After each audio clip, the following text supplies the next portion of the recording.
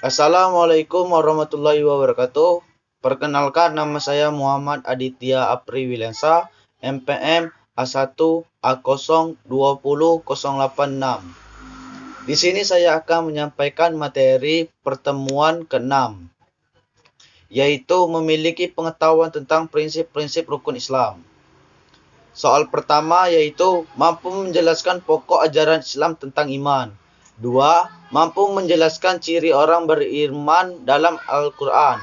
Yang ketiga, mampu menjelaskan fungsi keimanan dalam kehidupan. Jawaban. 1. Mampu menjelaskan pokok ajaran Islam tentang iman. Iman adalah kepercayaan hati kita pada apa yang telah difirmankan Allah SWT kepada Nabi Muhammad SAW dan yang disabdakan oleh Nabi Muhammad SAW sendiri. Rukun iman ada 6, yaitu 1. Beriman kepada Allah. Artinya, kita meyakini adanya Allah dan tidak ada Tuhan selain Allah. Yang kedua, beriman kepada malaikat-malaikat Allah. Kita yakin bahwa malaikat adalah hamba Allah yang selalu patuh kepada Allah dan perintah Allah. Ketiga, beriman kepada kitab-kitab Allah. Kita yakin bahwa Allah telah menurunkan Taurat kepada Musa, Zabur kepada Daud, Injil kepada Isa, dan Al-Quran kepada Nabi Muhammad SAW. Namun kita harus yakin juga bahwa semua kitab suci di atas Taurat, Injil, dan Zabur telah dirubah oleh manusia sehingga Allah menurunkan Al-Quran yang dijadikan kesuciannya sebagai pedoman hidup hari kiamat nanti. Yang keempat, beriman kepada nabi-nabi dan rasul-rasul Allah. Rasul atau nabi merupakan manusia yang terbaik yang pantas dijadikan suri teladan dan diutus Allah untuk menyuruh manusia ke jalan Allah. Ada 25 nabi yang disebut dalam Al-Quran yang wajib kita imani, dan diantaranya adalah Adam, Nuh, Ibrahim, Musa, Isa, dan Muhammad. Yang kelima, beriman kepada hari akhir atau kiamat. Kita harus yakin bahwa dunia ini fana. Suatu saat akan tiba hari kiamat. Pada saat itu manusia akan dihisab. Orang yang beriman dan beramal saleh masuk ke surga. Orang yang kafir masuk neraka. Selain itu, kiamat besar kita juga harus yakin akan kiamat kecil, yaitu mati. Setiap orang pasti mati. Untuk itu kita harus selalu hati-hati dan bertindak. Yang keenam, beriman kepada qada dan qadar, yang baik atau yang buruk. Meski manusia wajib berusaha dan berdoa, namun apapun hasilnya kita harus menerima dan bersyukur sebagai takdir Allah SWT. Dan kita masuk ke penjelasan atau soal yang nomor 2, yaitu mampu menjelaskan ciri orang beriman dalam Al-Quran. Yang ke-1, takut pada Allah SWT. Orang yang beriman akan selalu mentaati setiap perintah Allah SWT. Yang kedua, kusuk saat solat. Dalam solat, baik solat wajib maupun sunat, orang yang telah memiliki keimanan yang kuat akan lebih khusyuk dalam solat meski banyak gangguan. Yang ketiga, senang mendengar bacaan Al-Quran. Keimanan dalam hati mereka juga semakin bertambah ketika mendengar ayat-ayat Allah. Yang keempat, senang berinfak. Orang yang beriman tahu bahwa infak dan sedekah adalah bukti keimanan seseorang. Yang kelima, tidak mengerjakan hal yang sia-sia. Orang yang beriman tidak akan melakukan hal yang sia-sia atau tidak bermanfaat. Ia justru terlalu sibuk untuk melakukan ibadah yang akan menambah keimanannya. Yang keenam, meneladani Rasul. Dalam Abu Hurairah radhiyallahu anhu, ia berkata, telah bersabda Rasulullah SAW, Wahai salam, aku tinggalkan 2 perkara yang kalian tidak akan tersesat selama kalian berpegang teguh dengan keduanya, yaitu Kitabullah dan Sunnahku. serta keduanya tidak akan berpisah sampai keduanya mendatangiku di telaga di surga. Ketujuh, tawakal. Orang yang beriman juga adalah orang yang tawakal dan ikhlas pada setiap ketetapan dan takdir yang diberikan Allah SWT. Sabar.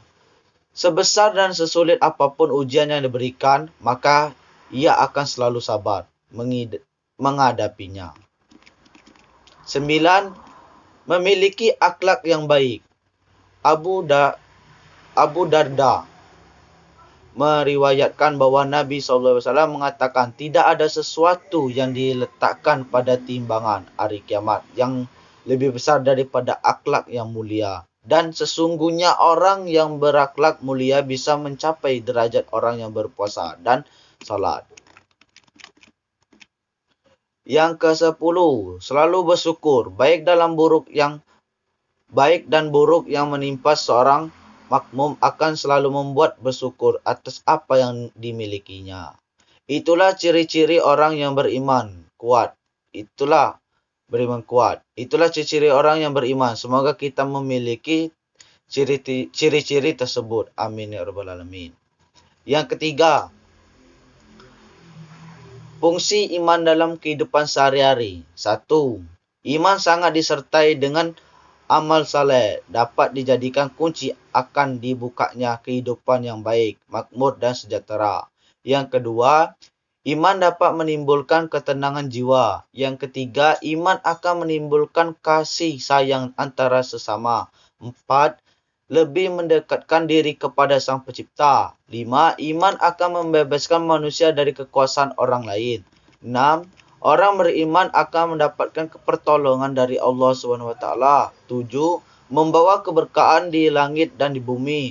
8. Memberikan ketenangan dalam jiwa. 9. Dijanjikan akan mendapatkan surga. 10. Dengan iman hidup akan tertata. 11. Iman membawa manusia pada kedamaian. 12. Dengan iman kita hidup lebih sederhana. 13. Dengan iman kita akan menjadi lebih semangat dalam mencapai sesuatu.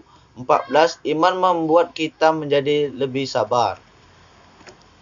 Baiklah, itulah yang dapat saya sampaikan pada kesempatan kali ini. Jika ada salah kata, saya mohon maaf. Saya akhir kata, wassalamualaikum warahmatullahi wabarakatuh.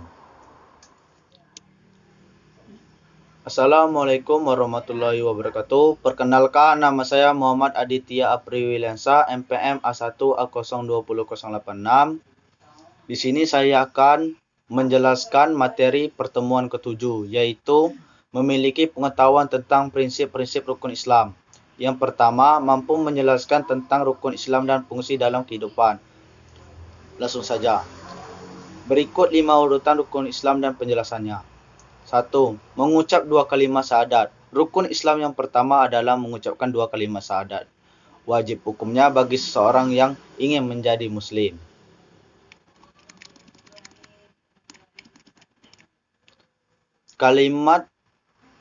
Dua kalimat syahadat yaitu Asyhadu alla ilaha illallah wa asyhadu anna Muhammadar Rasulullah. Artinya, aku bersaksi tiada sesembahan yang berhak disembah kecuali Allah, dan aku bersaksi bahwa Nabi Muhammad SAW adalah utusan Allah. Di dalam 2 kalimat syahadat tersebut, yang patut disembah hanyalah Allah, tidak yang lain, dan tidak ada Tuhan selain Allah, dan Allah yang menguasai seluruh isi alam semesta. 2. Mendirikan salat. Setelah menjadi seorang muslim, tentu harus mengajarkan rukun Islam yang kedua.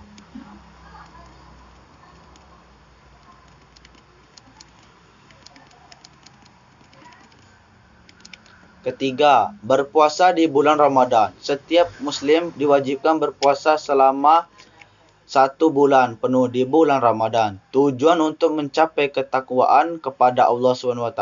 Di antara hikmah berpuasa adalah melatih kesabaran, menumbuhkan rasa empati terhadap orang yang kelaparan, sehingga Dorong hati kita untuk membantu orang yang kurang mampu. 4. Menunaikan zakat. Zakat merupakan kewajiban yang dikeluarkan pada harta orang yang memiliki kelebihan. Ada beberapa jenis zakat, yaitu zakat fitrah yang dikeluarkan pada bulan Ramadan. Dan ada juga zakat mal, yaitu zakat yang dikeluarkan berdasarkan hasil niaga atau penghasilan. Jumlah zakat fitrah yang wajib diserahkan yaitu 2,5 kg atau bisa diganti dengan uang yang setara dengan 2,5 kg beras. Dan untuk zakat mal bisa memperkirakannya dengan menyerahkan 2,5 gram persen dari harta yang diperoleh dan penghasilan kita. 5. Pergi haji bila mampu. Pergi haji ke Mekah adalah kewajiban umat muslim yang mampu secara fisik dan finansial. Pergi haji wajibnya dilakukan 1 kali seumur hidup. Saja kita ke penjelasan yang kedua. Mampu menjelaskan pokok ajaran Islam tentang ihsan dan hubungannya dengan akhlak.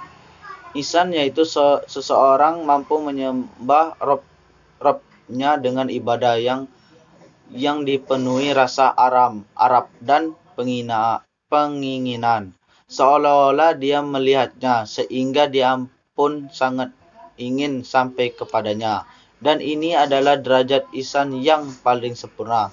Tapi bila dia tidak bisa mencapai kondisi semacam ini, maka hendaknya dia berada di derajat kedua, yaitu menyembah kepada Allah SWT dengan ibadah yang dipenuhi rasa takut dan cemas dari tertimpanya siksanya. Oleh karena itu, Nabi bersabda, jika kamu tidak bisa melihatnya, maka sesungguhnya dia melihatmu. Artinya, jika kamu tidak mampu menyembahnya seolah-olah kamu melihatnya, maka sesungguhnya dia melihatmu. Jadi tingkatan ihsan ini mencakup perkara lahir maupun batin. Hubungan ihsan dan akhlak sama-sama mencari yang terbaik, terpuji dan termulia. Ihsan adalah melakukan yang terbaik dalam beribadah kepada Allah SWT, baik ibadah mahdah maupun ibadah gairu mahdah. Sementara akhlak adalah melakukan yang terbaik terhadap Allah SWT, Rasulullah, pribadi, keluarga, bermasyarakat, dan bernegara. Itu penjelasan ketiga. Kita lanjut ke penjelasan ketiga, yaitu mampu menjelaskan hubungan iman, ilmu, dan amal.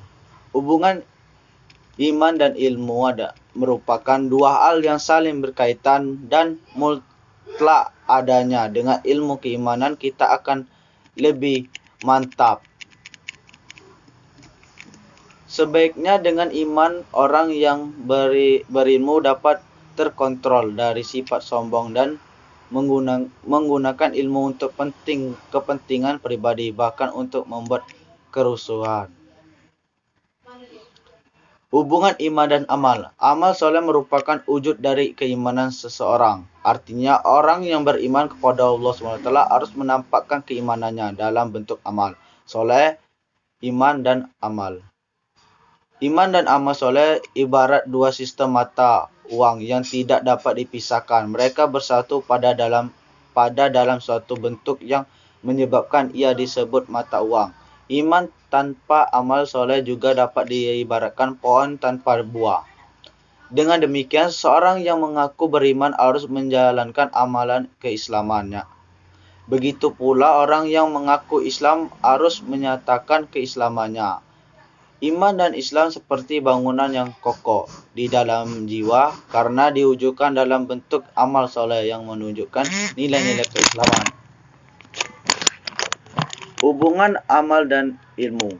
Hubungan ilmu dan amal dapat dikorelasi pada dua hal. Pertama, ilmu adalah pemimpin dan pembimbing amal perbuatan. Amal boleh lurus dan berkembang bila didasari dengan ilmu. Dalam semua aspek kegiatan manusia harus disertai dengan ilmu, didasari dengan ilmu. Dalam suatu aspek kegiatan manusia harus disertai dengan ilmu, baik itu yang berupa amal ibadah atau amal perbuatan lainnya.